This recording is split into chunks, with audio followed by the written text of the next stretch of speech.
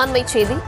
பகுஜன் சமாஜ் கட்சி தலைவர் ஆம்ஸ்டாங் கொலை வழக்கை சிபிஐக்கு மாற்றக் கோரி சென்னை உயர்நீதிமன்றத்தில் மனு தாக்கல் செய்யப்பட்டிருக்கிறது.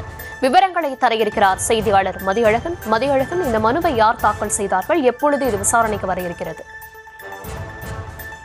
பகுஜன் சமாஜ் கட்சியினுடைய மாநில தலைவராக இருந்த ஆம்ஸ்டாங் கடந்த ஆண்டு ஜூலை மாதம் வெட்டி படுகொலை செய்யப்பட்டார். இந்த வழக்கில் 27 பேர் இதுவரை கைது செய்யப்பட்டிருக்கிறார்கள். இந்த நிலையில் இந்த வழக்கை செம்பியம் காவல்துறையினர் நியாயமாக விசாரிக்கவில்லை என கூறி விசாரணை சிபிஐக்கு மாற்ற வேண்டும் என பகுஜன் சமாஜ் கட்சியினுடைய மாநில பொதுச் செயலாளரும் ஆம்ஸ்டாங்கின் சகோதரருமான சீனோஸ் ஆம்ஸ்டாங் சென்னை உயர்நீதிமன்றத்தில் மனு ஒன்றை தாக்கல் செய்திருக்கிறார். அதில் தேசிய கட்சியும் மாநில தலைவராக இருந்த ஆம்ஸ்டாங் கொலை வழக்கில் பல முக்கிய அரசியல் கட்சியினரின் தொடர்பு இருப்பதாக சந்தேகம் எழுந்து வரும் நிலையில் மாநில காவல்துறை இந்த வழக்கை சுதந்திரமாக விசாரிக்க முடியாது என தெரிவிக்கப்பட்டிருக்கிறது.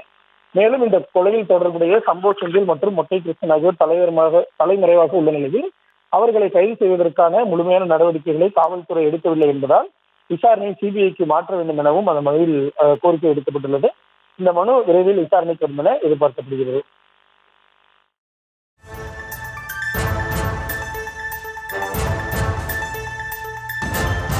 விவரங்களுக்கு நன்றி.